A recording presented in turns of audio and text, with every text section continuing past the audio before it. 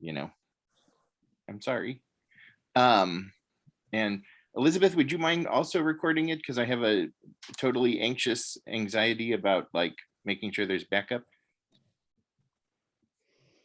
copies, if you can do that. I don't think I actually can do that if it's already being recorded. I think that I can't stop it without stopping yours. Only one person can record at a time. All right, well, we'll just hope it works.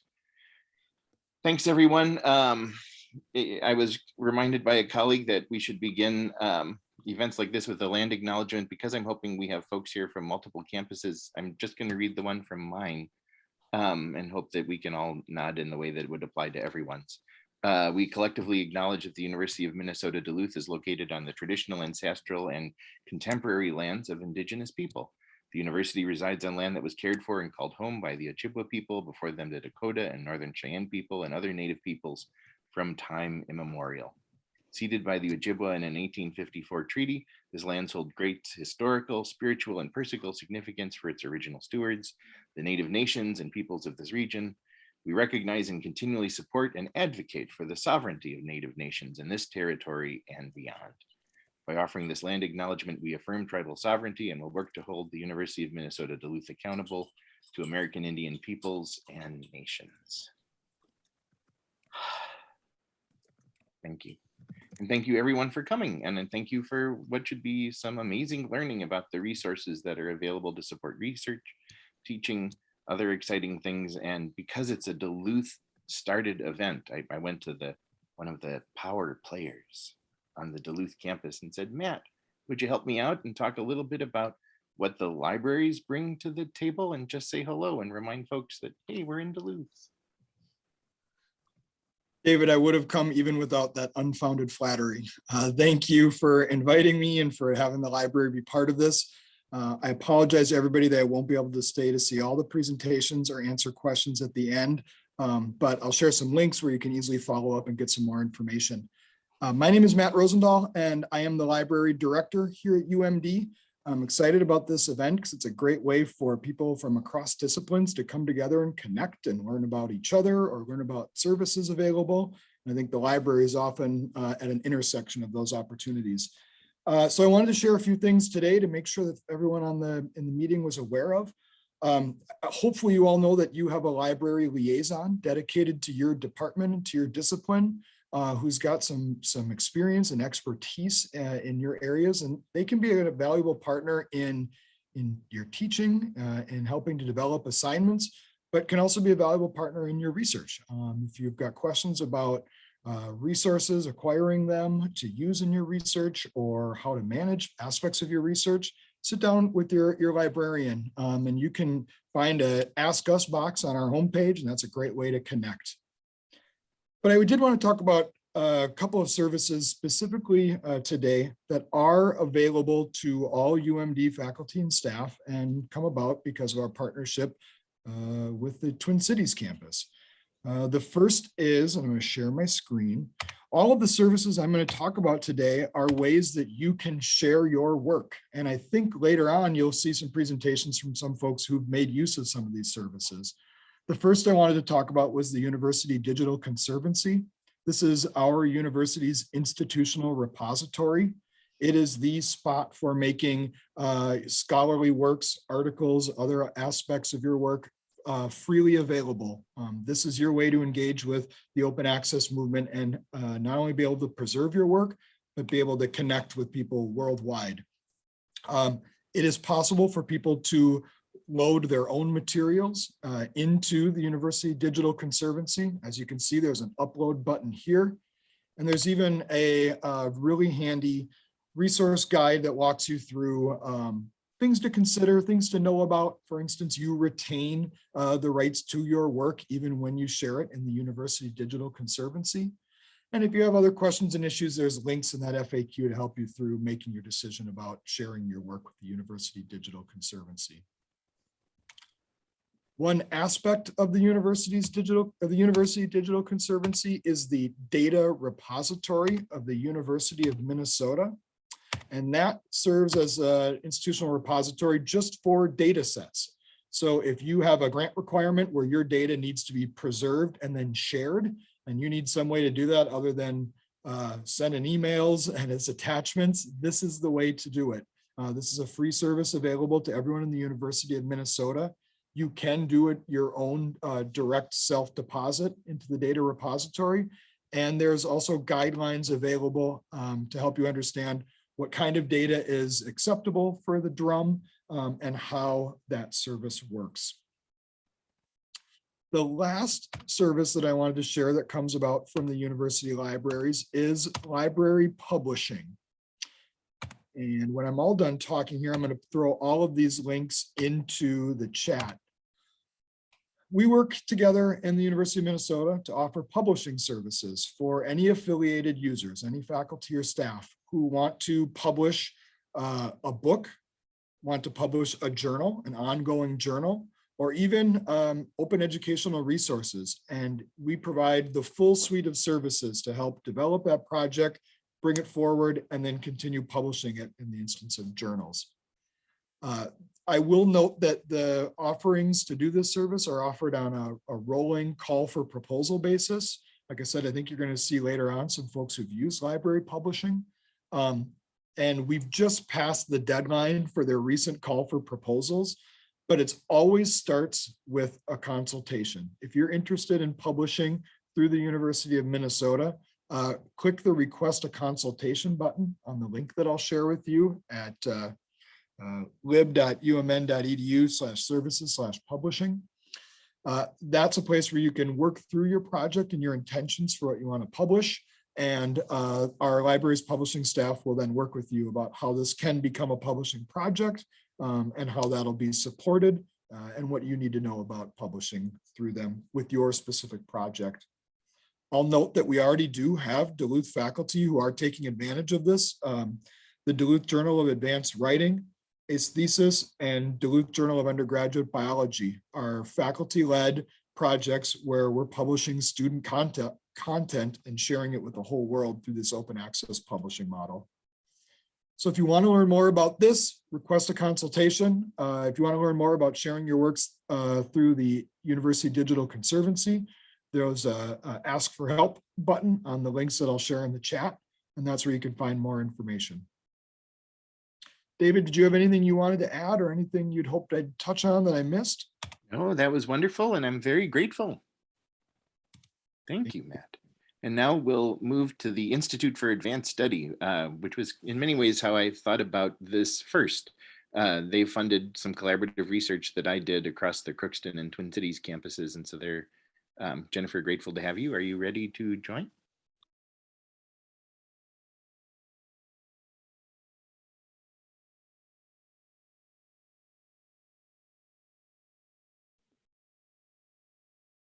Jennifer, you're on mute, and we can also see your presenter notes. You're on mute again. And you can also see my presenter notes? Yes. Oh, well. Okay, well, let me go. Let me see if I can do this one more time. Sorry, and we may just have to, you may just have to see my presenter notes. Okay, if you can't see my presenter notes, then I can't either. And so we run the danger of running over. So David, be prepared with the hook and the cane to pull me off the Zoom stage. So the IAS is the university's system-wide interdisciplinary institute to support interdisciplinary work, creative projects, incubating ideas, advancing critical conversations, and serving the public good. And on our website, which is ias.umn.edu, you can find a lot more information about everything I'm going to talk to you about today. And you can also see our values as well as our mission statement. And our values include some things that are also very important to us about inclusivity and about exploring all the realms of knowledge. If you'd like to join the IAS newsletter, which comes out once a week and is a way to find out about upcoming programs and deadlines and things like that, you can do it from our basic website, or you can also use the Z link here. So the IAS started in about 2005, and we have some core programs that have continued for the last 15 or so years, and we have some new ones, and we try to experiment with new programs and welcome your suggestions for things that would be helpful. So the first thing I want to say is the sort of keywords are interdisciplinary, innovative, collaborative, sorry, community engaged, and system-wide. So there are only 2 programs at the IAS that are not available to every member of the university community and our outside and local communities as well. And that is the Faculty Residential Fellowship, which you'll note here, applications are due on November 8th. That is open to all tenure track faculty on all 5 campuses. And faculty coming from, it's intended to be a residential fellowship. Right now we have Shannon Walsh from UMD in residence in the Twin Cities, even though we're kind of going back and forth between meeting outside and Zoom meeting, still meeting virtually at times. This is the fellowship for you if you are interested in doing something that is interdisciplinary and that you really need to be in the midst of a interdisciplinary community of faculty and graduate students and what we call scholars and artists in residence for a semester. We meet weekly. We encourage people to organize writing hunkers, and when COVID isn't getting in the way, tea time.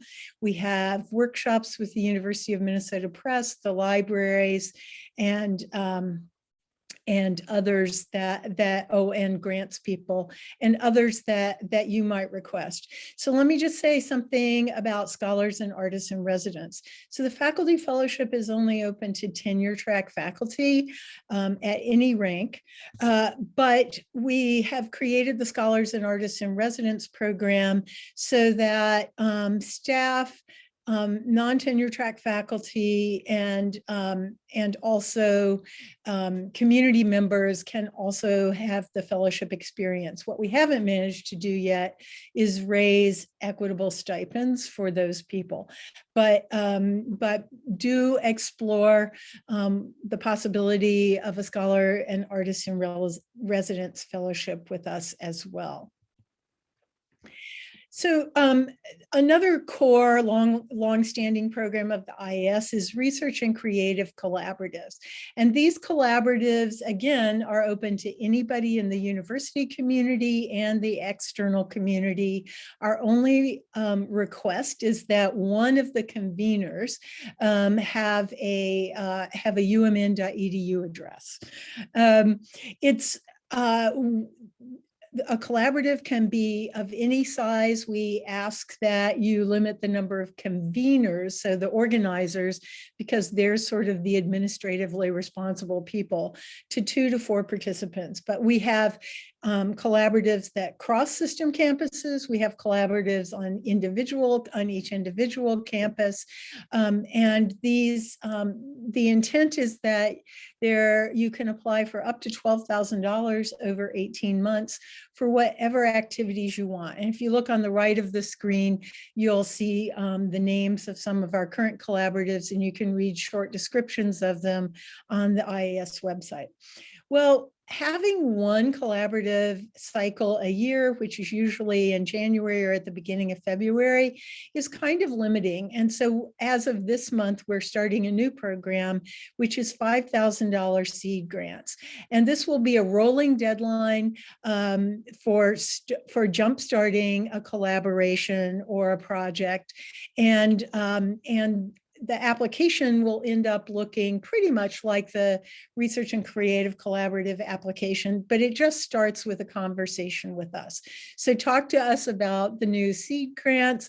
You can be applying for something as small as books for a reading group, IAS collaboratives that have just wanted to explore new ideas together have ended up over time becoming quite large projects. So the old Theorizing Early Modern Studies collaborative ultimately became the Center for the Study of the Pre-Modern World, which is now, which was Mellon funded for a number of years and is now the Center for Pre-Modern Studies. So I encourage you, any starting point for IAS programs is talk to us. We wanted to make the ability to build your networks, to get to talk to people in other disciplines, to get to know people in other disciplines, really easy and low stakes. And so we started 5x5s. 5 people, you agree to 5 meetings. There is literally a 10 to 15 minute application online. You only have to answer 2 out of 5 questions. You pick which 2 you want to answer. And then the IAS staff does the work to try to assemble a group. I will tell you right now, scheduling is the biggest nightmare. But these groups have done interesting and fun things. There's no expectation that you're going to come out of this with a grant proposal. The idea is really low stakes, meet other people, learn something about how other disciplines approach questions that you're interested in, and build your own networks. The group has $1,000 for group activities that used to go primarily for food. So we're rethinking what groups might do with that support money. And then the other thing we started just this past year is the short-term fellowships. So every year somebody raises the question about, why don't we turn the faculty fellowship into a themed fellowship, like have everybody working on environmental issues or everybody working on social justice issues? And then we get pushback because faculty say there are only certain times in my academic career that I could take an IAS fellowship, and I don't want it to have a theme that doesn't match my work at one of those times when I could apply. So this year we did experiment with the idea of having a theme, but making it a shorter term intensive 3 to 5 week fellowship. And we had 2 themes, water equity and justice, which we did in collaboration with the Water Council, and the other, the mission of the land grant land grab university. We had a lot of people apply for each of the themes from the outside community, as well as grad students in particular, staff and faculty.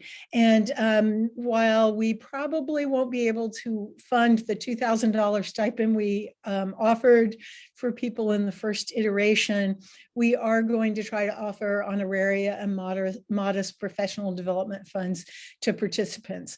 There will be new themes developing. If you would like to see a theme develop and are interested in engaging this way, let us know. So one of the things that the IAS does is that we sit across the 5 campuses of the university and outside any of the college and professional schools, and we're charged to serve all of them. So one of the things that we can can do well is to serve as an incubator for new projects and ideas.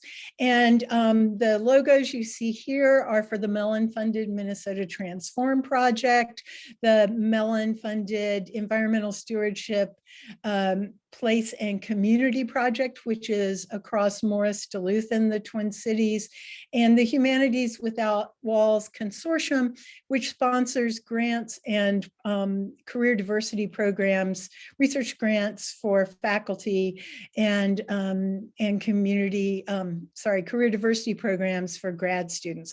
We've had other grants that we incubated and then handed off to a college or other organization that was more appropriate to sustain that work over time, which then gives the IS the capacity to develop a new idea. The IS has a grants developer, Juliet Burba, and you're welcome to talk to us anytime about your ideas for grants. We'll help you look for funding, and we can try to help support the development and implementation of a grant. And last but not least, our public programming and a couple of our other initiatives I'll just mention briefly. We have a public program mostly this year, still virtual, except for our Spotlight series once a month. And this is on Thursday afternoons from 3:30 to 5. The last half hour is question and answers. This can be panels, dialogues, individual speakers, a film or other event. And most of these events are recorded and the videos are available on our website. We also sponsor the Open Rivers Public Scholarship Journal on rethinking water, place, and community. It's really beautiful. I encourage you to go look at it, read it, and offer to contribute to it. And also a project called Human in the Data, which has largely been on the Twin Cities campus so far, but just because it's because one of the major thrusts has been summer fellowships for graduate student research. And I believe next year the theme for the Spotlight series, part of IAS Thursdays, and a collaboration with Northrop and Dash in the libraries and research Northrop and the Honors Program. Spotlight series is a collaboration with Northrop and the Honors Program, that the theme for next year will probably be Human in the Data. So I encourage any questions, and I am happy to try to answer them or put you in touch with the right person. That was exactly 12 minutes. Perfect. Wow. Okay. And then with that, could we pass it along to the Institute on the Environment and Kathy? Yes, we can. We'll see if I can share my screen. Please tell me what you see. No presenter notes? Slide. All right, no presenter notes. That's excellent. Okay. All right, so Institute on the Environment, or otherwise known as IONE. IONE is a cross-system interdisciplinary institute. We think of ourselves as not academia as usual. We're meant to cross disciplines and also to connect what's happening inside the university with partners and organizations and experts outside the university walls. IONE's mission is to lead the way toward a future in which people and the environment prosper together. We talk about IONE as a community, and what we mean by that is we are referring to three sets of folks. One is the 40 or so staff that reside within the building, who are research scientists, sustainability educators, leadership development professionals, communicators, operational staff who direct our development, comms, and grants and excuse me, operations functions. And then second, we're referring to an affiliate network of about 250 or so faculty, staff, and community professionals who are part of our fellows, mid-career faculty associates program, visiting scholars, or the IONE educators, and I'll describe those more in a minute. And then we're also referring to students, undergrad, grad, and postdocs from Twin Cities and around the system who are student workers or participating somehow in our student experiential education cohorts or curricular offerings. We also think of ourselves as having 3 core capabilities. One is what we call knowledge initiatives, which is our research portfolio.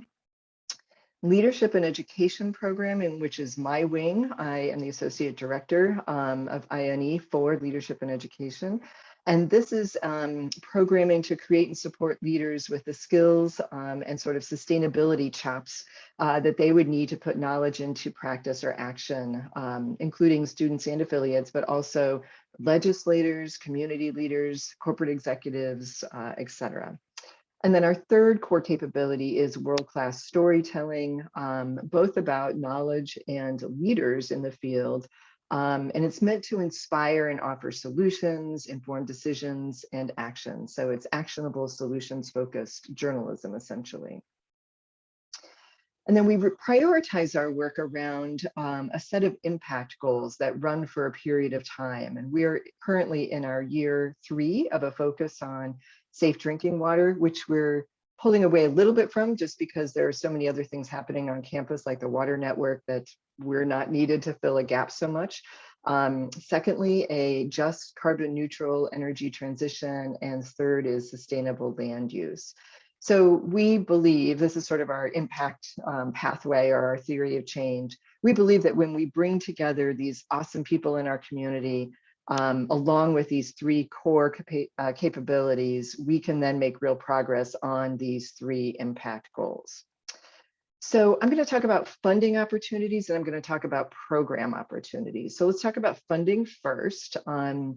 IONE provides several funding mechanisms. All of these are available system-wide, and in general, the principal investigator needs to be a current faculty or staff member. Students can participate and even lead, but they need to have a faculty PI and a letter of support from that faculty PI. But otherwise, they can play a leadership role within a project that is essentially their own with faculty mentorship.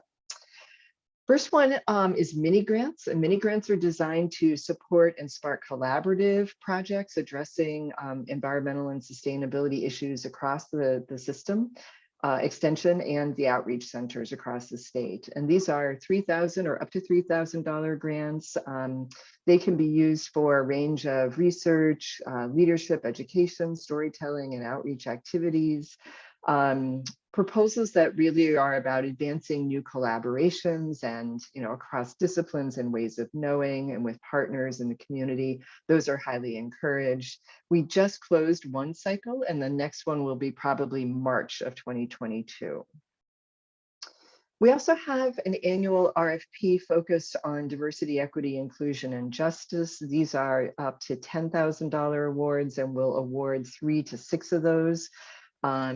These are to fund projects that are really at the intersection of DEIJ and environment or sustainability. We actually didn't release one in 2021. We will likely be doing one hopefully in sometime early 2022. Watch for an announcement about that. And information is available on the same website that I've been showing you, environment.umn.edu, fellows, grants, /grants. And then we are also offering money through our impact goals. So we're pursuing impact via our impact goals through a series of intensive workshops involving a set of invited stakeholders with the aim of moving impact through the development of collaborative teams and projects. And we've done the funding part of this a couple different ways. Last year, we had sort of a competitive competition for attendees to compete for funds. This year, anyone who came invited and came to the workshop series gets some money at the end.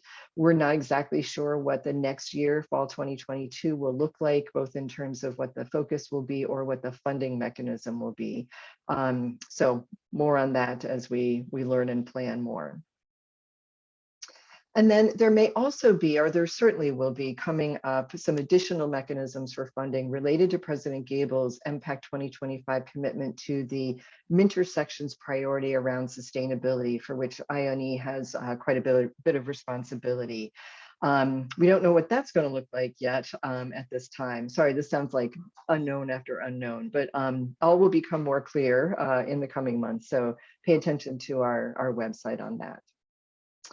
And then we also have a couple of mechanisms that are specifically for funding students. The IDF, or the Interdisciplinary Doctoral Fellowship, is one that we participate in annually. We provide $2,000 in research funding support, in addition to the money that they get for a stipend from the grad school. They get space in our facility in the St. Paul campus, Learning and Environmental Sciences building. They have opportunities to present to all staff meetings and group meetings, and constituency meetings. And then most important, opportunity to connect with our staff, our research scientists, our leadership development people, and 250 affiliates. And past IDF fellows have said this is really the thing that is most intriguing about IONE, to get a chance to talk to these various people about their work, their career paths, their research interests, what motivates them, etc. And then at the student undergraduate level, we have a generous gift from Ecolab. We, as a result of that, can provide funding for undergraduates interested in transformational sustainability experiences, in study abroad, internships related to sustainability, and then also student-initiated projects, student leadership projects. These are intended for students with financial need. It gives them an opportunity to take some extracurricular activities that really, of course, make college the rich and fulfilling experience it should be. But for some students, there's a gap in their capacity to be able to take those sorts of experiences. These scholarships are intended only for Twin Cities students, and that's a little different than some of our other opportunities, or most of our other opportunities, which are system-wide. And now I'll move on to opportunities to participate in professional development and experiential education programming. We would love if you let your students know about these, or if you are students, to check us out. But we're going to start first with faculty development opportunities. I mentioned before in our introduction about who is the community, that we have a 250 or so person network of affiliates, and they fall into three categories. One is fellows. These are established faculty, staff, and community leaders, well established in their careers. We have associates who, excuse me, are early career faculty, staff, and community leaders. This is a cohort program, professional development focused. It offers experiences in trainings and seminars, networking, access to sort of behind the scenes stuff at the university, talk to the regents, talk to the chief financial officer, those sorts of things that sometimes aren't available to us if we're just in our everyday working roles. And then the third category is educators. These are faculty and staff at any level of career advancement, and they're wearing their instructor hat.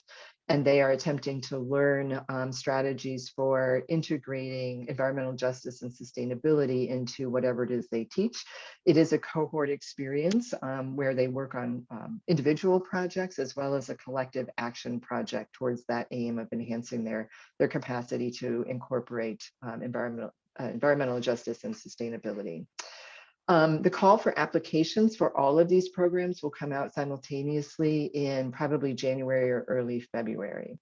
One important thing to note is that it requires a nomination from a current affiliate. So anyone interested in this should start looking at our affiliates webpage and bios and looking for folks who you might know or might have similar interests, someone who could nominate you. And then finally, I'll talk about experiential education and leadership development opportunities for students. So we have something called the Graduate Leaders Program. Each year, IONE recruits graduate students across the system to serve as volunteer leaders and facilitators of our other graduate leadership development programs, including our grad scholars and the Boreas community, which I'll talk about in just a minute. So these grad leaders are students that they also serve on our Graduate Leadership Council. They earn a $2,000 stipend, as well as have the opportunity to participate in professional and leadership development training. They are asked to commit from May to August, about 3 hours a week, with maybe about another additional 10 hours at peak times around August and September to recruit and select students into their respective programs that they are facilitating.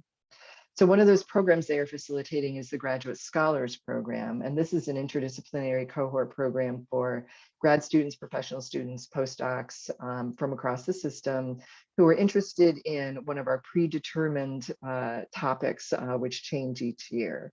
As I mentioned, this program is led by a grad leader who is receiving training and supervision from IONE. The Grad Scholars Program is this really unique opportunity to connect with other students who are interested in interdisciplinary research within our impact goal themes. And it provides a great chance to network with IONE faculty, our affiliates, community leaders, and each other, like-minded people. Each cohort meets bi-weekly to engage with each other, sharing their academic work related to the topic or the theme, engage with diverse stakeholders in the field that we set them up to talk to, like researchers, policymakers, and community leaders. And they get to go on field experiences and field trips. And they receive a $200 stipend upon program completion. And then the Boreas community is a year-long cohort program that offers a space for Twin Cities students, grad students, to reflect and connect. It's a space for a network of people to come together. They're seeking environmental and social change, and they spend their time in sort of deep, challenging conversations about pressing social and environmental issues that they choose. It's very self-driven and self-facilitated. They plan 2 to 3 community events that are open to the public. They have the option to participate in our other leadership development trainings, and they also receive a $200 stipend. And then finally, we have a program called ACARA, which has a focus on change making, traditionally with a little bit of flair around entrepreneurship, but not necessarily so. It is a suite of experiences for undergrad and grad students across the system, including non-credit programs like our Change Makers Lab for graduate students, funding to pilot project ideas for both undergrads and grad students, free coaching with incredible faculty and community leaders. And then we also offer some courses that are associated with our program. And those unfortunately are just for Twin Cities students. They are only listed in the Twin Cities course catalog. And then finally, at the undergrad level, we have the Undergraduate Leaders Program that seeks to develop leadership skills and address sustainability issues with a real focus on environmental justice, equity, and justice for people in the communities they serve.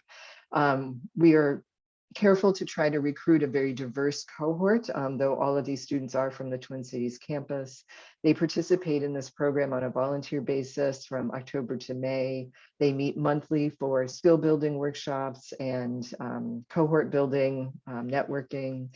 We also bring in speakers in several cohort meetings to introduce diverse perspectives on sustainability and for them to meet sustainability leaders in the field. They work in teams to address a leadership project that's aligned with one of our impact goals. And then we also bring in speakers and guests to talk with them from diverse backgrounds to speak about their own leadership journeys and their career paths. So I will stop there. I hope I'm within time. David, did I do okay? You were great, and there was a van load full of IONE staff and affiliates who came to visit Duluth last Friday. It was fun to see them. That's right. Yes. So, yeah. thank you. And I think before the break, we toss it to Elizabeth to talk about the Global Programs and Strategies Alliance. Yes? Perfect. Yes. Great. Thank you. Let me get my screen there.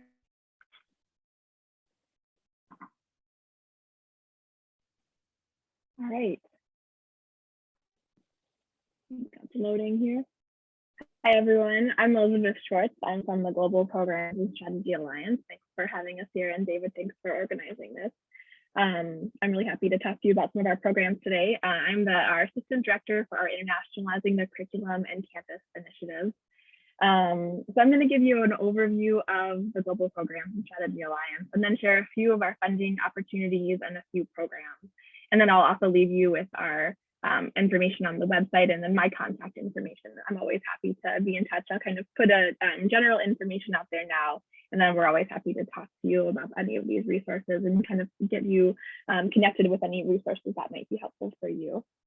So the Global Programs and Strategy Alliance is our mission. It's the central international office for the University of Minnesota system. So we're a system-wide international office with the mission of being the driving force for the University of Minnesota in globalizing teaching, learning, research, and engagement. So we support the mission of the university by working closely with the campuses, colleges, units, faculty, and staff, and students in the community to comprehensively internationalize the University of Minnesota. The name Global Programs and Strategy Alliance is intended to highlight this idea that everything is through partnership and collaboration and cooperation. So a lot of the programs that we offer and the work that we do across the university and around the world is focused on that partnership. I'm sorry if I'm looking to the left, my slides are on my other monitor, so I can see all of you here. All right, let's see. There we go. And this is just reiterating the mission that I talked about. So to the driving force in globalizing teaching, learning, research, and engagement, kind of divided into these pillars of support of external relationship development and support, faculty and staff, research, teaching, engagement, and support, student and scholar learning, engagement, and support, and as a source of information, innovation, and collaboration. So with that, I'm going to highlight a few different programs. Before I do that, I'll just mention all of the units on the GPS Alliance. I know we get questions a lot about how, what are part of the GPS Alliance. So we have a Dean's Office. We have CARLA, the Center for Advanced Research on Language Acquisition, the China Center, ICGC, the Interdisciplinary Center for the Study of Global Change, International Student and Scholar Services, Learning Abroad Center, and then we have a University of Minnesota Passport Office, open for a few years now, serving the university and the community to process passports. I have our website here, global.umn.edu, where you can visit for more information. So with all of the units, there are a lot of different programs across the units. I'm going to highlight a few funding opportunities that are system-wide programs that I work with. So first, I'll mention our international travel grants. We have Global Programs and Strategy Alliance international travel grants. These are open to faculty and P&A staff system-wide to fund a wide variety of international activities. So these are not open to graduate students, but they are open to faculty and all P&A staff. Travel grants are awarded for things like curriculum development, department, unit, and college outreach, international conferences, research abroad, and also inviting collaborators to the University of Minnesota. So that's a kind of grant that you see less frequently than the other categories, but that is a really great way to bring collaborators to visit the University of Minnesota. And we've had some great visits and outcomes as a result of that. We offer deadlines 3 times a year. So we do try to capture, I know with kind of the way planning works with applying for grants and planning a trip along with that, we try to capture that. We have deadlines in August, December, and March. They're always on the 15th of the month in those 3 months, August, December, and March. And these are smaller grants that are usually there's in-kind funding and other sources of funding. So they're intended to sort of supplement and make a trip possible. So they're usually about $1,500 for an individual. They range between $1,000 to $2,000 for an individual. Groups can also apply. There's up to $5,000 for a group application for a travel grant. And I work with that program, and I'm always happy to help you think through what would be useful and think through applying for a travel grant. But there's an email address on the website, which I'll share with you, that's specifically for the grant, travelgr@umn.edu. So you're welcome to always reach out to that email address as well. I'll talk a little bit about the Kazandak Iceland Minnesota Travel Fund. So this is another grant that's specifically a system-wide grant that can fund bringing University of Iceland faculty and staff to visit the University of Minnesota. These are grants between $1,000 and $3,000 to do that. And right now it's really just that way of exchange, just only funding travel from Iceland to the University of Minnesota. And I will share more about the deadlines for those too. I think they often do those on a rolling basis. So I will share that as well in the notes. I'll talk a little bit about JED fellowships. So these are open for students. These are for master's and professional students only. So the intention here is to provide a funding opportunity for students that from master's and professional schools only. So this is for students in those programs that can really increase the opportunity for these students to study, undertake internships, and conduct research projects abroad. The goal of these is to increase exposure to other cultures, and they typically encourage applications from students who have never traveled abroad. I include this one, even though traditionally it has been focused on the Twin Cities. So I tried to highlight mostly system-wide resources here. I know I talked with the staff who administered this, and actually it has recently been transitioned from the Global Program Strategy Alliance over to being administered by the graduate school. But then the deadline for this is usually it's once a year in late February or March for the JED fellowships. And there's on our website a lot of information about past internships, past projects that students have done. So there's a lot of great information there.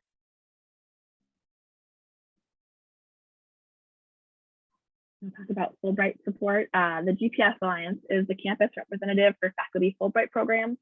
There's a list of past Fulbright recipients at the University of Minnesota who are on our website, who have noted that they're willing to consult and answer questions about Fulbright applications. We also have a lot of information linking to Fulbright, and we have Molly Port is the Fulbright liaison within the GPS Alliance. There's not central financial support for Fulbright, and a lot of the protocols are maintained sort of at a campus unit or department specific level.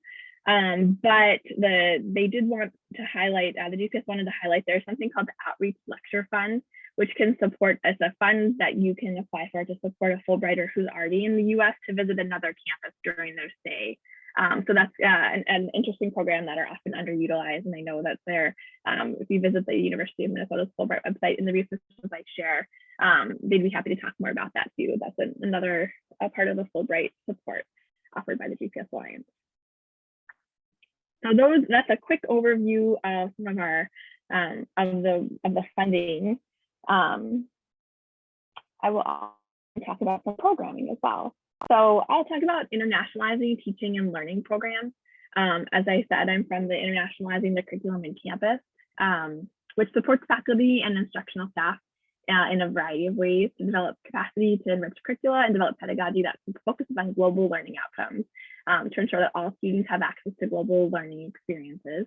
Our programs, we are grateful for our partnerships with the Center for Educational Innovation to deliver a lot of our programming. We also work with ATSS, Academic Technology Support Services. So I'll highlight a few different programs here. And then of course we have a lot of consultation level and different ways that we work with faculty and instructional staff system-wide. That is the Internationalizing Teaching and Learning Program. Like I mentioned, offered in partnership with the Center for Educational Innovation, another system-wide office or unit. And this is a program, a cohort program that will engage faculty in course redesign around global, international, intercultural learning. And really it's focused on developing a multidisciplinary community of peers across the University of Minnesota system. So when I mentioned focusing on partnership, we're really grateful to develop these relationships and work in partnership with faculty and instructors across the system. This program is open to any University of Minnesota tenured or tenured track faculty, as well as P&A instructional staff, and also full-time adjunct lecturers and instructors. It's not open to graduate teaching assistants. We do have other programs that we do welcome teaching assistants, and also part-time instructors are not eligible either. But it's open to all disciplines at any level of instruction across all 5 campuses. And every time we've run the cohort, it's really been so rewarding to work system-wide and have instructors from all 5 campuses in the programs. Typically, it's been offered every other year. I sort of identified with one of the other presenters saying things are in flux and we're looking at our model and trying some different things. So we typically have had a pretty every other year model in the past. This year, we're seeking to reevaluate and kind of revise the program model to add additional options and some other ways to participate. So I'll make sure to share more information about that. And distribute them through this network to make sure that you get that when we're going to be launching a new program. But really, when we'll run cohort programs that are really focused on building a community, and then we keep engaging the community through a lot of events over time too. So we really like to find a lot of different ways to build partnerships and to offer support. And the cohort program is one of those. And I think it's exciting. We have some exciting ideas of where this program is going. So we'll look forward to sharing more about that as well. And then we also have a lot of additional resources to internationalize teaching as well. We host a number of different workshops and webinars, including workshops focusing on international student academic integration. That's an initiative on the Twin Cities, but those workshops are open across the system. It's funded by an international student academic enhancement fee, so particularly looking at enhancing the experiences of international students in our classrooms. And so we have a lot of different workshops and resources related to that. And these are open to all teaching staff. So that we have just a great range of different webinars and workshops, providing teaching activities you can integrate into any course right away to deepen international, global, and intercultural learning and increase student engagement. And we also have recently launched a teaching in globally diverse classes certificate program, and that's focused on system-wide at the University of Minnesota that faculty and instructors can enroll in as well.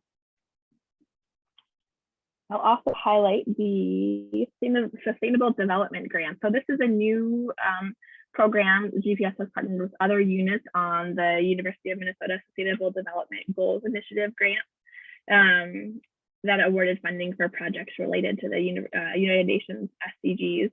There have been 2 rounds of funding so far, and I can share the website as well, where they'll be posting, I think, more information about that upcoming.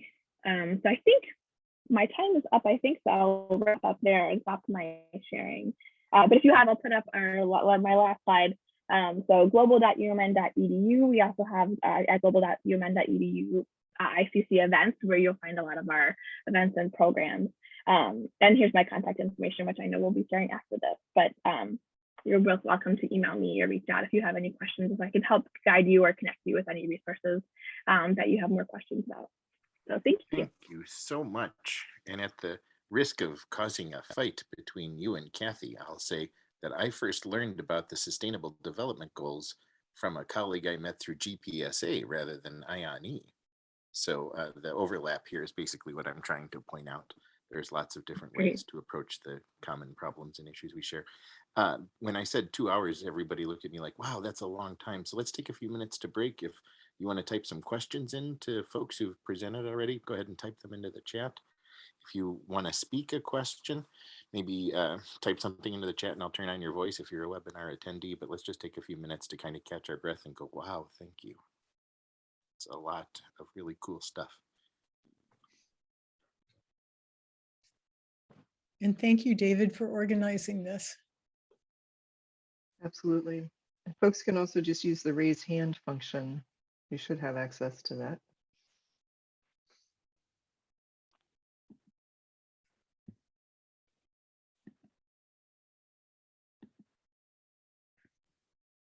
It's also okay just to breathe.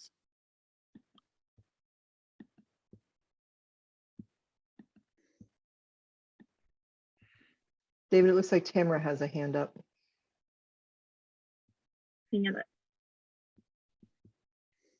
Hello. I hit talking permitted. Tamara. Did you want to say something? Maybe not.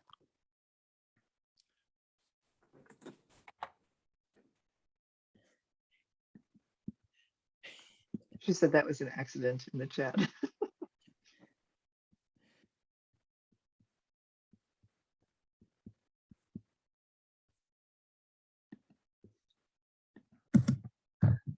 I just want to share that I have also got the accidental hand raise in a live classroom. That is not a Zoom only phenomenon. So I was like, no, that was a stretch. Yeah, that was not intended to be a gesture. That's pretty funny.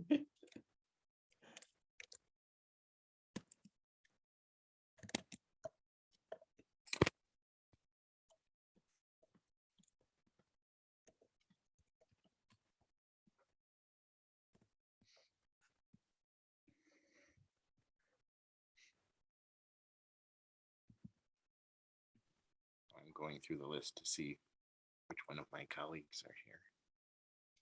No judgment, of course, on the ones that aren't. I'm kidding, I'm kidding, I'm kidding. I just don't do well with silence.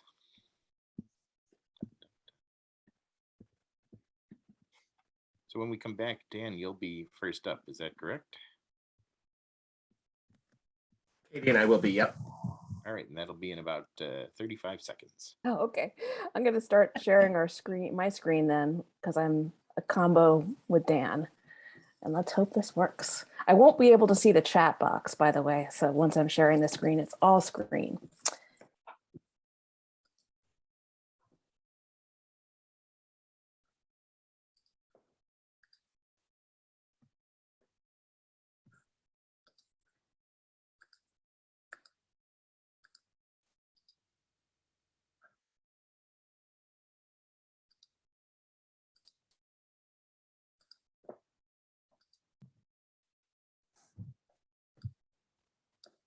All right, 2 o'clock on the nose.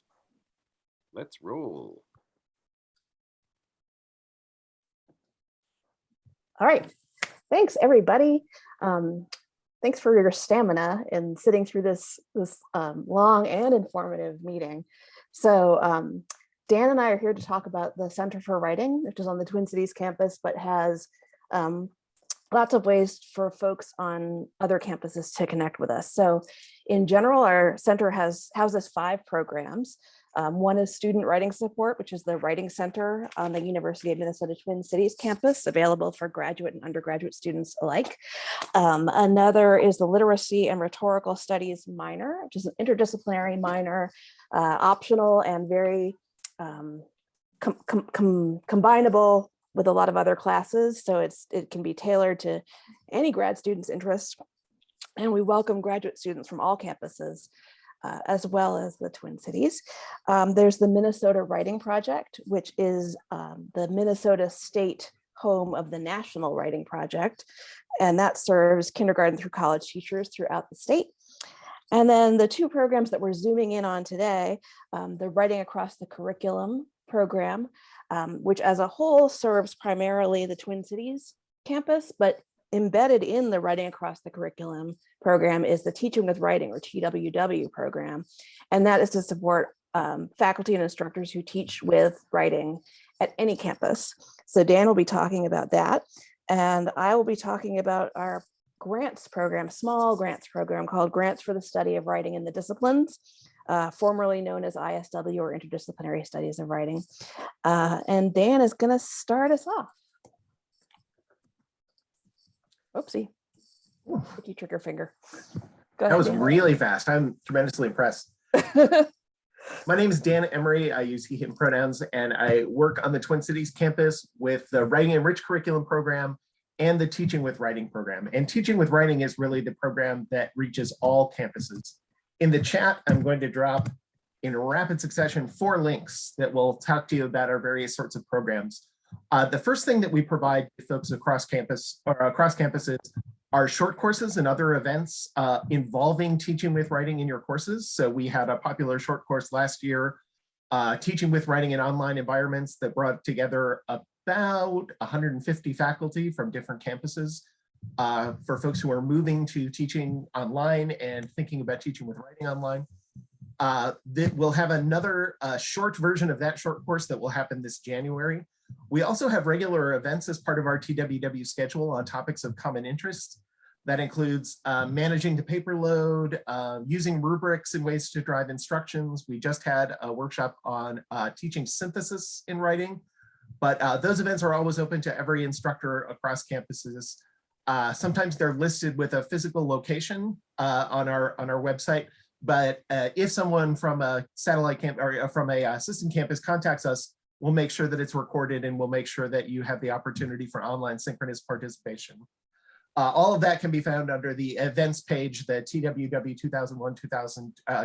2021-2022 series page. We have a large number of instructional resources available at our WAC homepage. So static resources on designing assignments, building rubrics, responding to student writing, managing teaching assistants, working with quantitative information, just a whole host of resources that can be useful for you for instruction. That not only are there static resources available there, but then opportunities for consultation with my colleagues. We work collaboratively with the Center for Educational Innovation, Academic Technology Support Services, University Libraries, Center for Disability Services, and OED. So we work with a lot of, work in combination with a lot of other folks to help support effective writing on all campuses and effective writing instruction for all students.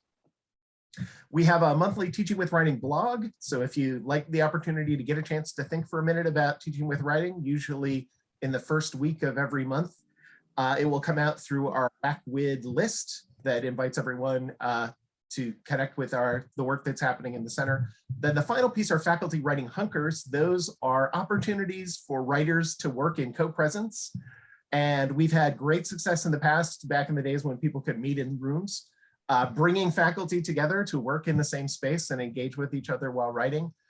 We have opportunities to continue to do that in face-to-face ways that usually happen at the end of every semester. We invite new faculty to join in May of every year. We've been doing that virtually, and we offer support for virtual writing groups as well.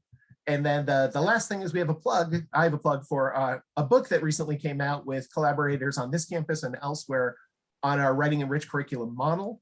So if you're interested in how writing can happen in the context of disciplinary courses, that's a great place to look for. But I would say the key thing is that wac.umn.edu site will get you to everything. And yeah, you'll get my name at the end. All right, thanks, Dan. I love that program. Okay, I'm going to move forward now to the grants for the study of writing in the disciplines. This is a small grants program. The web materials are currently being revised, partly to reflect its new and more accurate name, but you can bookmark this address, writing.umn.edu/widgrants, and you can also find it eventually on our website. These are small, well, it's a small grant program to support faculty and instructor research on writing in academic disciplines. Principal investigators must be faculty or P&A instructors, but we welcome grad students to be co-PIs. We define writing in the disciplines broadly. For us, writing takes many forms in different academic discourse communities, and it embraces many varieties of language and ways of knowing. So we see WID's grant-funded research as possibly connecting disciplinary writing with spaces outside the university, and or it may create deeper understandings of disciplinary writing within the university. So here's what the WID grants are. They are small, usually about $3,000. We think of them as seed grants to supplement a larger research project. The funding or the money is primarily for people, that is the work of graduate or undergraduate RAs, especially work that will enhance their professional development. So more competitive grants have something meaningful work for the grad RA or undergrad RA to do, as opposed to like a proofreading. Well, proofreading is meaningful, but something that is relevant to their research projects. A secondary way that we would offer these grants are any costs associated with research. So for example, if you need someone to facilitate a focus group and want to pay them for that, or give honoraria to focus group participants, maybe you're going to hire a transcription service, or maybe you want to buy a license for some specialized software that will help you code your data. Those are also possible expenses for WID grants. To get one of these grants and to learn more, there are consultations and research resources. I will happily nerdily consult with you or just have a conversation with you about any, just even little seed of a research question you might have. I also will just happily nerd out about writing research and the teaching and learning of writing generally, with no financial connection to it. We also have a bunch of research resources on our website. So if you're someone who is in a discipline where maybe you haven't researched writing, even though your discipline uses a lot of writing, there are many research resources that we have gathered for you to help you get some terminology from writing studies or some databases that will help you find articles that you can use to supplement your own within discipline knowledge. We also have a multi-stage and supportive application process. So anyone who's interested in a WID grant would write a letter of intent, and those letters are not due even until Friday, March 4th. You'll be able to apply through the InfoReady grant system as soon as that is also connected to our website. And then you would have feedback from me, either written or in a conversation or both. And then if you were invited, you would submit a full application, and the full application's due Monday, April 11th. And we have an annual, unless there's another pandemic, research colloquium where winners of previous grants can share their research. And it's like a delightful cross-disciplinary mini conference where you get to hear about research that you might otherwise not get to hear about. And I'm going to just show you, here's flashing on the screen overwhelmingly, but hopefully excitingly, that the many, oops, sorry. I can't drive. The many research grants that we've had just for the last 5 years. And you can see the different campuses, including Rochester. You can see the different disciplines, curriculum instruction, nursing, graduate school. And then I've just grayed out the ones that have not yet resulted in publications or presentations, but you can see that folks often find that this research project that they do with ISW becomes part of something larger that they publish. So we hope that this sort of feeds your thirst for knowledge and gives you some money to help feed it too. So if you want to learn more, please contact us. You can see our contact information here on this slide. And truly, Katie and both of I are us often love in the talking same with geographic writers. space.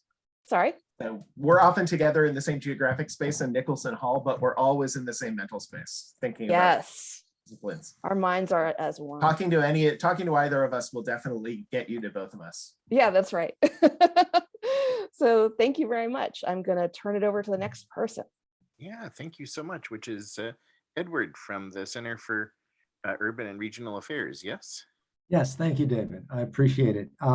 Yes, my name is Ed Getz. I am the director of the Center for Urban and Regional Affairs.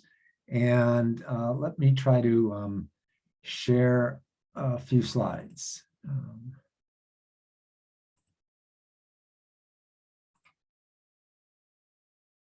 And I'm not, hold on for 1 second here.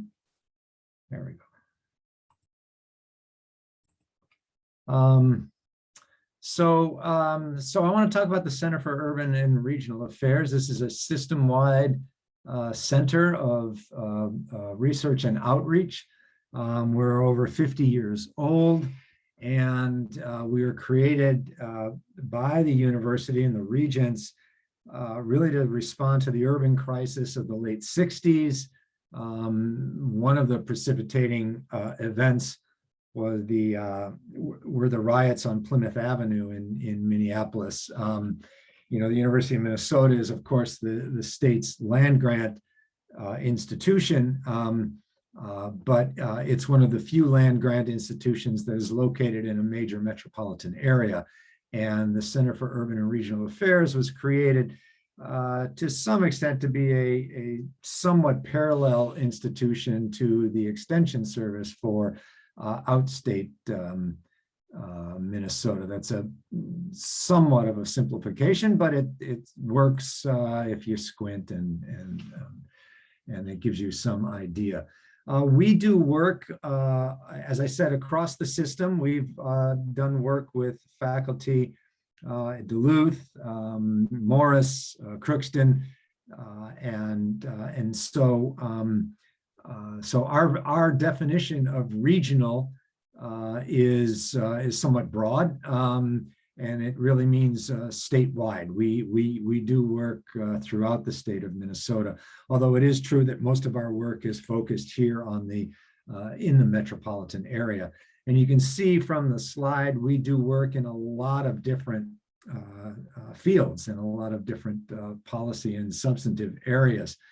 And this is generally work we do through students and faculty in departments all across the university.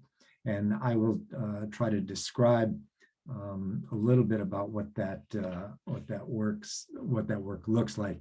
I think it's useful to think of what we do in 5 program areas. First of all, there is research that Cura itself conducts that sometimes faculty from across the university can get involved with when we share research interests. Second, Cura provides some forms of support for faculty research. We also have a set of programs that work to connect faculty and students to local governments, and I'll describe those. We have community-based programs which work with a lot of nonprofit and place-based organizations throughout the state, but also mainly in the Twin Cities. And then we provide technical assistance. This technical assistance is not to faculty or students, it's to community organizations.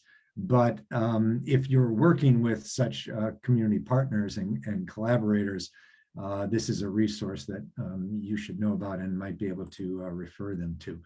So to begin with, the first one, the Cura research, we have an 8-member research team, which includes a couple of PhD students, a postdoc, and a couple of professional PhD researchers. And we have done a series of studies over the last 5 to 6 years. We respond to RFPs locally. We respond to the interests sometimes of faculty members who will contact us and who want to leverage relationships that Cura may have or resources that Cura may have. So that's our first area of programming, but probably not the one that most faculty and students are going to connect with. Faculty members are much more likely to connect through our programs of support for faculty, including the Faculty Interactive Research Program, what we call the FERP program. We have over the years offered 3 or 4 of these grants each year. These grants typically will fund a research assistant for a 9-month period, and then a month or 2 of salary support for the faculty member. So these are really aimed at smaller scale research projects, which could conceivably be conducted and completed in a year or perhaps a little more than a year. So sometimes faculty use these as seed grants for ideas that they expand after doing the initial research through the FERP program. Our funding for that allows us now to offer 2 of these each year.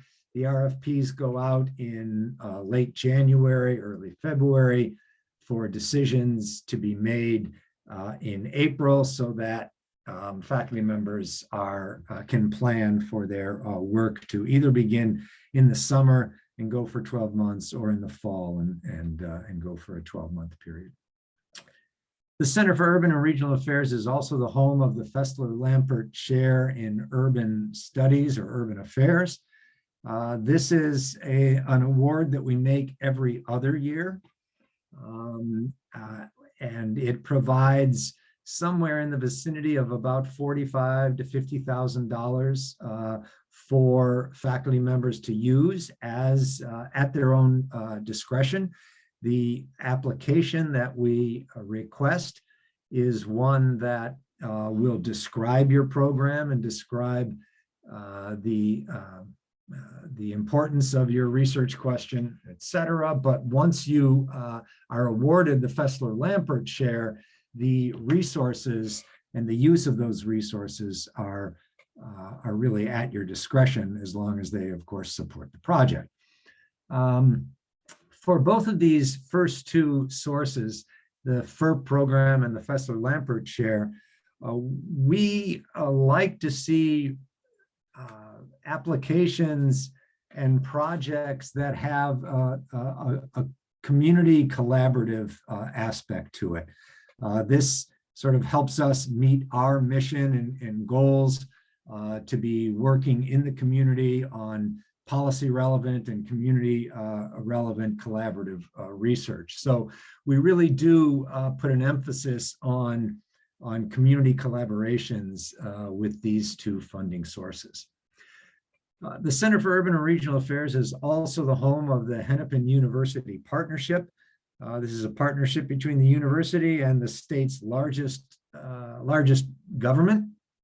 And so this works in a number of different ways, but we tend to try to act as a matchmaker between personnel or departments at Hennepin County that have very specific research questions, and then faculty members at the university who have expertise in various research questions. And this can range, and the projects we have done through Hennepin University, the program itself is over 10 years old, and we've done a few $1 million worth of research that is funded by Hennepin, or at least chiefly by Hennepin County, and conducted by university researchers, sometimes in collaboration with research staff at Hennepin, but sometimes without that partnership. And as I said, these projects run the gamut from operational kinds of studies about how to improve systems within the county, but also to the design of libraries to make them more user-friendly, or the way that social services are delivered by the county and the potential impacts on clients and client families. We also have the opportunity to respond to great ideas. And so we call this new initiatives. And it really is our ability to hear of a good idea from a faculty member who needs perhaps a little bit of matching funds or a little bit of bridge funding to get over a hump, and we have made use of this initiative to fund a lot of good research in the Twin Cities by faculty members from a number of different classes, a number of different campuses. In addition to the research-based work that we do with faculty, we have a program that works through the teaching mission of the university. We have the Resilient Communities program, which contacts local governments in the Twin Cities and Minnesota region and tries to connect their needs for research and consulting with courses and working with students in courses where their student projects will be the kinds of work that has been solicited by local governments. And so I don't know if you can read the small type in some of these, but we have had projects in Carver County identifying transit needs or planning for land use and economic development in the post-COVID era, or creating mobility hubs. I'm sorry that two of my examples relate to transit. That was accidental. We really do a range of issues. It's called the Resilient Communities Program because this was meant to help and assist communities become more sustainable, but our definition of sustainability is pretty broad as well. And so this program has engaged classroom projects across the university and across campuses as well. So look for that on our website as well, Resilient Communities. We have community-based projects which engage a lot of students and a lot of graduate students. Our flagship program is called the Chris Nelson Community-Based Research Program. We send out RFPs 3 times a year and to attract proposals from community organizations about very discrete projects of research that they need done to assist them in their operations and in their goals. And then we work with the organizations to scale these to the point where they are appropriate for a single student or a couple of students in a given semester. And we then post these positions, and Cura pays for the graduate research position, but the graduate research assistant works with the community organization, not with Cura. So Cura provides the funding, but the connection is between the student and the organization. And again, these can range from arts and arts programs on the north side to business districts and planning for business districts, or a whole range of different projects. Our community assistantship program works a good deal like the Chris Nelson program, but it is for outstate Minnesota. We work through a lot of the regional sustainability development program entities throughout the state, connecting students to outstate organizations doing smaller and discrete projects. And again, we do that across the academic year. We have the Neighborhood Partnership Initiative, what we call the NIPI program, and we have the ANIPI program. And this is really a re-granting program that we have where we get funds. This is from the McKnight Foundation, and we pass them through to neighborhood organizations supporting the kinds of work that that the McKnight Foundation supports in the community. And finally, we have a policy design lab where we try to visualize many of the more pressing public policy issues that are faced by organizations and individuals, and try to really relate that information in ways that are more digestible to people. And here I think you see a diagram of the children in immigration court and what their likely path is and what the major points of decision are, et cetera. This is a good example of the kinds of visualization activities we undergo.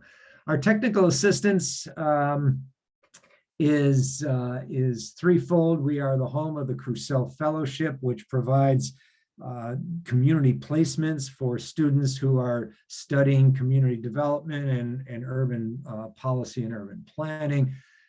This is targeted towards students of color.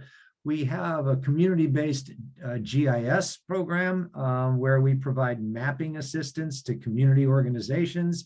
So again, here, this is not assistance to faculty, but if faculty are collaborating or are in partnership with community groups that need this kind of assistance, Cura is a good source of support for that.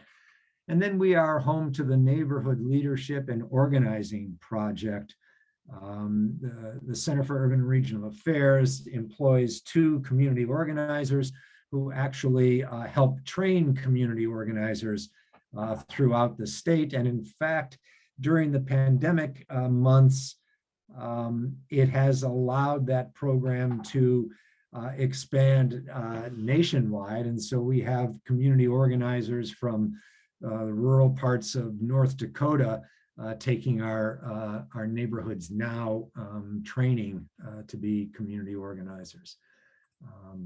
And so I will end it there. This is where you can go to see and to get more information on all of the programs that I've described for you. And I would be personally glad to answer any questions of faculty members who want to get more information about it. The email address is my first initial and last name @UMN.edu. So I offer that up as well. And we'll give it back to you now, David. Thank you. Thank you so very much.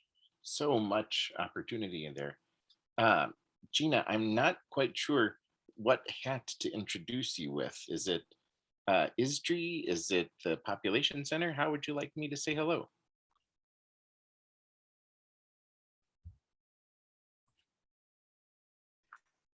I can take it from here. My name is Gina Ramori, and I am the Research Development Director at the Institute for Social Research and Data Innovation. And as David alluded to, oh, my pronouns are she, her. As David alluded to, we have 4 centers. I'm going to touch really briefly on 2 of them, which are the IPUMS Data Center and the Minnesota Research Data Center, and then talk more about the Minnesota Population Center and the Life Course Center, which are university-wide interdisciplinary research centers. Okay, so the Institute for Social Research and Data Innovation is an interdisciplinary research institute. It supports the work of the 4 centers. The work of the Institute and its centers advances our knowledge of societies and populations across time and space, including economic and demographic behavior, health, well-being, and human environment interactions. The Minnesota Research Data Center is a branch of the Federal Statistics Research Data Centers that is hosted at the University of Minnesota. And this allows researchers at the University of Minnesota and from across the nation to access secure US Census Bureau data and data from other government agencies. This does require getting special sworn status. And if you are interested in getting this kind of data, I recommend reaching out to the Executive Director, Catherine Fitch. The IPUMS Data Center, led by Steve Ruggles, IPUMS provides census and survey data from around the world. We like to say we are the world's largest distributor of population data. We use a lot of superlatives, and this is a lot of the work we do. The data is free and you can access it at ipums.org. It includes data from the US Census, the current population survey, international censuses, global health surveys, time use surveys, health surveys, and surveys of higher education. If you like data, I can't recommend ipums.org enough. It is, again, free to access for most of the data sets. You do have to electronically sign a data use agreement that you are using it for research and not business purposes. For faculty, students, and research staff, what will probably be more interesting is our 2 interdisciplinary research centers. There's a lot of overlap. One of the main differences is that one receives quite a bit of funding from the National Institute of Child Health and Human Development at NIH. And so the focus is on children, maternal health, and younger people, and that is the Minnesota Population Center. The mission is the Minnesota Population Center develops and sustains innovative, high quality, and transformative interdisciplinary population science, and it empowers and trains researchers to study and solve the population issues and problems of yesterday, today, and tomorrow. So we do have an NIH-funded graduate training program and a second training program as well that are focused on graduate students and postdocs. But we also serve over 200 faculty and research staff members from across the university. The Life Course Center is funded by the National Institutes on Aging, so focuses more generally on the population over 55, but also the process of aging. So a lot of the research we focus on looks at early life environments and contexts and how they influence later life health outcomes.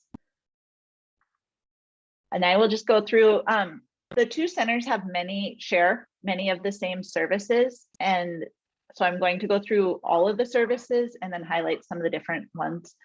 The Minnesota Population Center offers what we call a proposal mentorship grant program. And this is available to faculty or any research staff at any of the University of Minnesota campuses who are eligible to serve as a PI on a grant. Through the service, members apply, and then they work closely with me and my staff for about 6 months to develop a grant proposal, generally to NIH or NSF, but we have done other ones to foundations. They go through an internal and external review process that we pay for, and then we submit the proposal. And when the proposal is submitted, the PI receives $10,000 in research funds. Our motivation behind this type of grant is that most proposals are not funded on the first submission. So this gets the proposal writer the experience of writing and then gives them some money to work toward a resubmission. We have a more traditional pilot grant program where faculty can request up to $10,000 in pilot funds to hire grad RAs, to run focus groups, to pay incentives, expenses like that. The expectation for these pilot grants is that there will be a proposal submitted to NSF, NIH, or another large foundation at the end of the grant period. We have a new grant program that was just funded by NIH, which we're very excited about, which are called Spark grants. And these are generally smaller grants. They can go up to 10,000, but we envision them more in the $5,000 range, and therefore urgent research. And the idea came, of course, when we had a lot of members asking for COVID money to do COVID research. And we realized that if things come up and people need quick pots of money, these Spark grants have a very short application, and you get a decision within 10 business days. And we see them as high risk, high reward. So for people who have a really cool population science research idea, we encourage you to apply to this. We offer graduate student specific research development grants, and these are smaller, generally $2,000 to $3,000. Grad students often apply for these if they need to travel for research, buy data, or pay for incentives for focus groups or other interventions. And we offer student travel funding to conferences if students are presenting data within our mission. More service-oriented member services we have are, we do comprehensive grant proposal development, grant management services. So faculty from across the university have the option to run their grants through our center, and then they work closely with my team from the idea all the way through submission. We provide a lot of hands-on services, so developmental editing and writing, co-writing. We can work on all the administrative documents, the budgets, pretty much every piece of the proposal all the way through submission. And then we have a very experienced post-award grant management team. So we run a lot of grants for CLA faculty, for instance. We have a brand new population scholars program. This is a cohort of 5 proposal writers that will start in January. We're accepting applications for 1 more week. And these 5 proposal writers will work in a cohort from January through the late summer or early fall NSF and NIH grant proposal submission deadlines. And they will work with myself and my co-leader, Claire Campdush. We are accepting applications both from inside the University of Minnesota and nationwide, aiming to serve more scholars from universities, HBCUs, minority serving institutions, and other institutions that don't have large grant proposal development infrastructure. We have a whole series of research development events. Most prominently, we have a Monday at 12:15 seminar series. We, in normal times, bring in scholars from all over the country and the world to speak. Right now, they're all on Zoom. I encourage you to check out our website to get more details on that. We have a newly funded short-term research assistant program whereby our members can request up to 40 hours of RA time. We pay the RA works on the members project for up to 40 hours. And then I'm going to go through our data and technical services in a moment. I don't work on those, so I have more notes about that. We provide comprehensive writing support inspired by the Center for Writing, where I got to work as a grad student. So we have writing hunkers, as Dan described. We also offer copy editing for journal articles and grant proposals, and one-to-one writing support for faculty, research staff, and grad students. And we have a visiting scholars program whereby we host and help get visas for scholars, so they can be both international or national, and we give them space to sit. We do not give them money. That was a lot. All of this is on our website. So we, in addition to having a large research staff, we also have a team of about right now 18 IT professionals, software developers, web developers, and we provide a range of technical services. So we have computing and software development, high performance computing. We can help design and launch websites, and we do consultations and feasibility assessments. We are known nationally for our spatial analysis services. So we do consultations on projects, We work with a lot of people in public health, specifically on spatial analysis, adding spatial analysis to health studies. We can help get data and prepare data and data processing. On the data sciences services, we notably, one of the things we are known for nationally is record linkage and machine learning. So we do a lot of data linking, and we can help our members link data sets. For example, a lot of people have their own data and want to link it to census records or other types of data. We can also help you find data and get data licenses. So I went over the MPC member services. Most of the Life Course Center services are similar, but there's a couple of really big notable differences. And the main one is the pilot grants for the Life Course Center are much, much larger. They can go up to $45,000. They're funded through the National Institute on Aging. And those we accept applications once a year. We have a information session in mid-November. There's information on our website about that. And there will be a letter of intent due in December and a full proposal due in February. And the last thing I think I have not yet mentioned on this list is that both Minnesota Population Center and the Life Course Center host IDF students each year. We generally have one at each center each year. The services we provide are very similar to other centers: $2,000 in traveler research funding, a desk in our space, an opportunity to present research and collaborate closely with our faculty members. And that was a lot of stuff in about 10 minutes. I encourage you, if any of this is interesting, to check out our website. We do require that people be members to use our services, but you do have to apply. And we have a nifty online Google form. And the qualification to become a member is that you do research that is relevant to our mission. So thank you all very much. Thank you. Thank you. And then the last person we pass it to is Melissa for the Clinical and Translational Science Institute. Yes, hello. Hi. Thanks for sticking with us, and thanks for having us. I'm here to talk about the Clinical and Translational Science Institute. Make sure everyone can see this, right? Okay, all right, here we go. So the Clinical and Translational Science Institute is an NIH-funded center.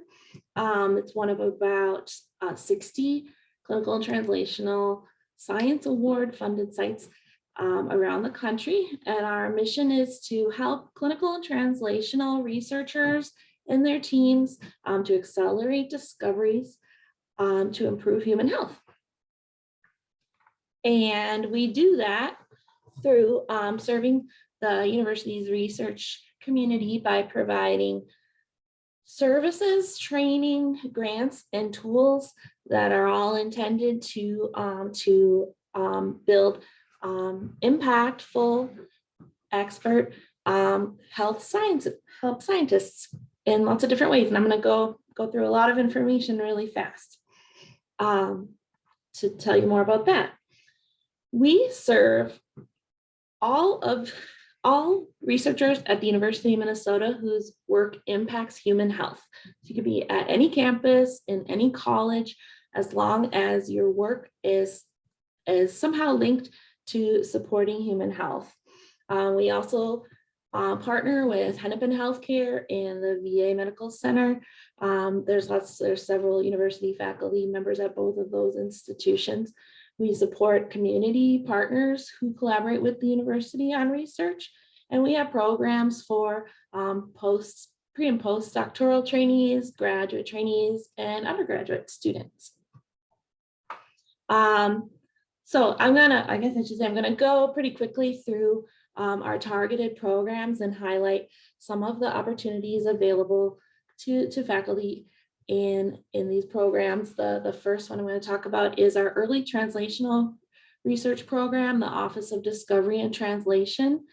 And this program is really established to help investigators turn their discoveries and health interventions into products that improve human health. So this group is really working with pre-human early translational researchers to advance their discoveries towards commercialization.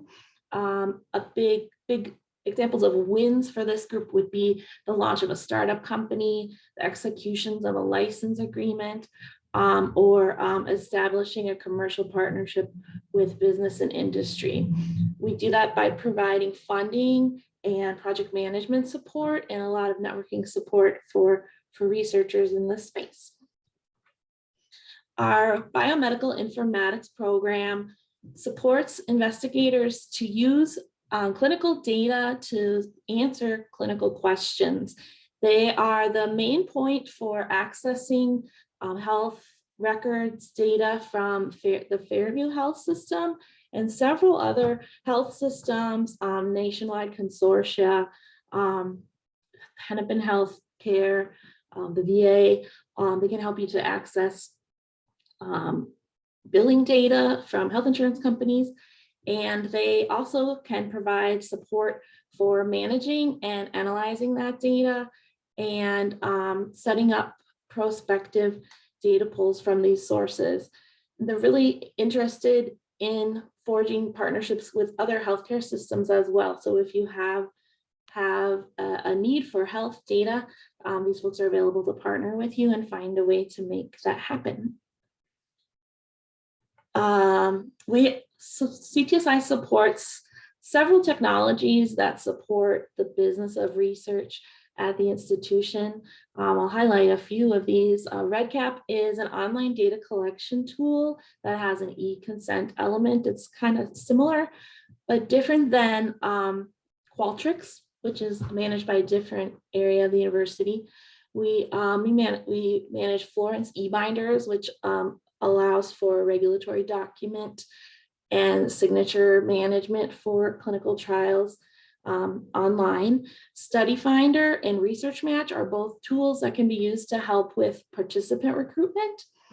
We have the Advara electronic data capture tool is a data collection tool that's compliant with the FDA 21 CFR Part 11 policies.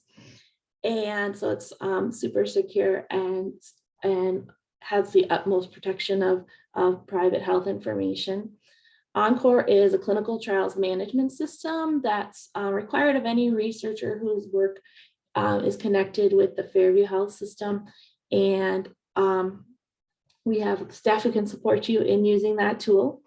And then the Research Toolkit is an online cache of contacts and resources to help you connect with the right people to be planning and carrying out human participants research. And that Research Toolkit and all of these things, there's more information on our website. Let's see. Our Clinical Research Support Center is a team of subject matter experts who work together collaboratively to guide researchers in planning feasible and productive studies at the university. And they spend a lot of time supporting study startup in particular. It's a partnership between several areas of the institution, and they do a lot of things. They're staffed from more than 20 different clinical research areas of expertise in this group, and all this shared wisdom is available to researchers at no cost. I have the website for them here, or the email address, I'm sorry. But they work on study development and feasibility, protocol planning assistance. We have a team of biostatisticians who can provide statistical support, budget planning experts, community engagement experts, IND and IDE support for drug and device development research, regulatory support for working with the IRB, recruitment support, support for using the REDCap data collection tool. And then we have several offerings for training for clinical research professionals or for people who are doing research with human participants. Our biorepository and lab services group is a centralized core that provides specimen procurement from the Fairview Health System, so tissue and blood collection. And they have a biorepository that's linked to the medical records system. They also have a histology and research laboratory, and this would be research only histology services. Our CTSI Ed group provides intensive educational opportunities for faculty and trainees who have a high research focus. They have 7 different career development programs spanning the undergraduate experience through different time points in your training, and to support for independent faculty researchers early in their career. And we also have some mid-career and leadership programs. I'm gonna just kind of buzz through the specific programs, but we do have these programs all offer funding for carrying out a research project, in addition to training and support and the building of a mentorship team around the researcher above and beyond what your department is already offering. So these are some of our early career scholar programs. These are 2 of our trainee programs. Again, this is providing funding for the trainee to be doing research above and beyond what they may already be doing with the faculty mentors that they have.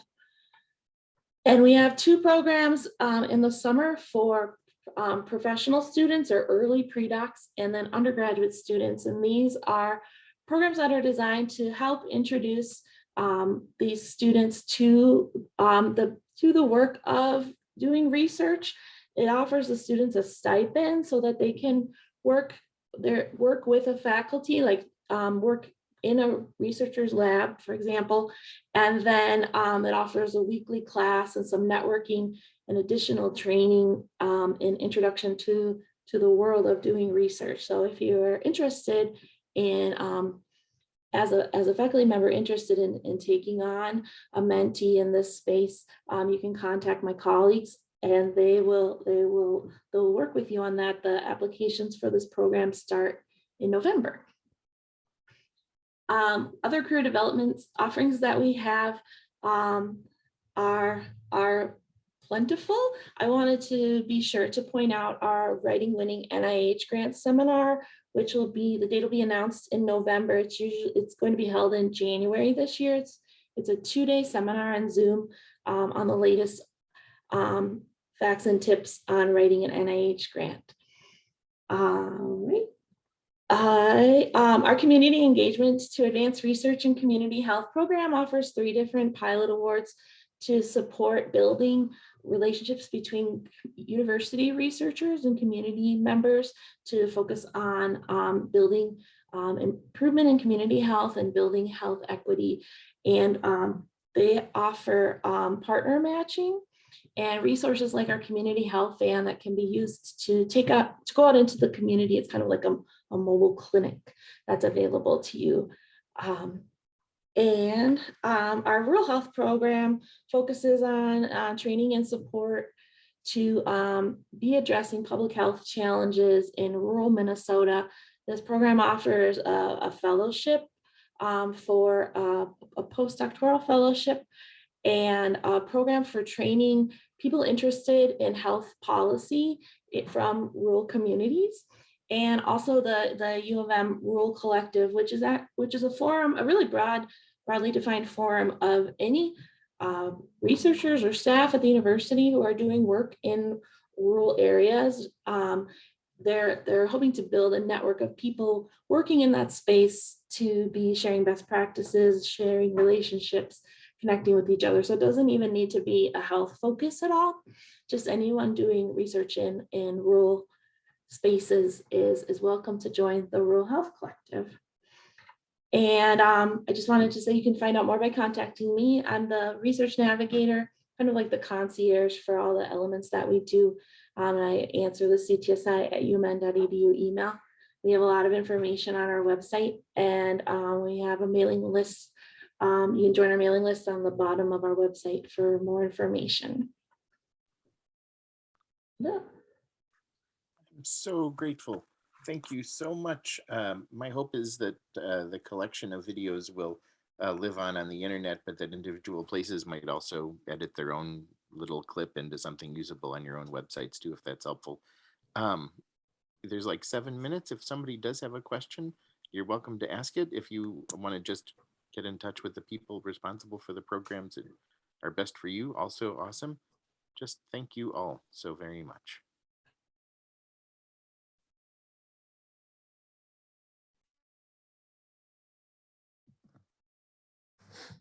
One question that we received was about links and all of the various resources.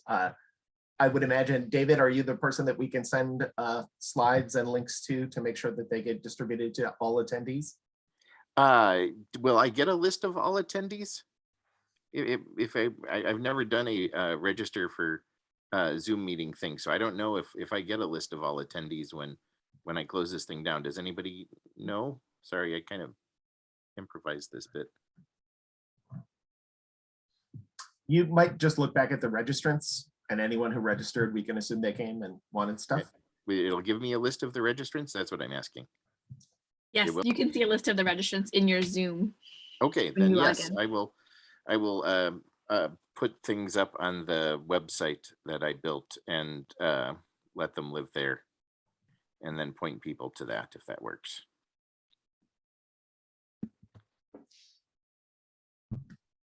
You can also determine the special prize for the 20 attendees who made it all the way to the end. Only, well, 9 of them are panelists, but The 11 the attendees 11 who made it all the way to the end. And we're grateful for all of you for coming. I see lots of cool people on this list and people I've never met before, which is also awesome. Nice to meet you. Thank you, everybody.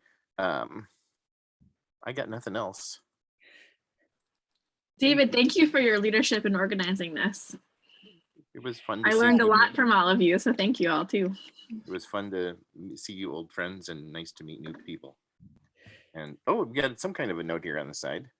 Thank you to all the presenters. Yep, good. And hopefully the video will circulate to lots of folks. Thanks, everybody. Thanks a bunch, David. Take care. Thank you. Bye, nice to see everybody.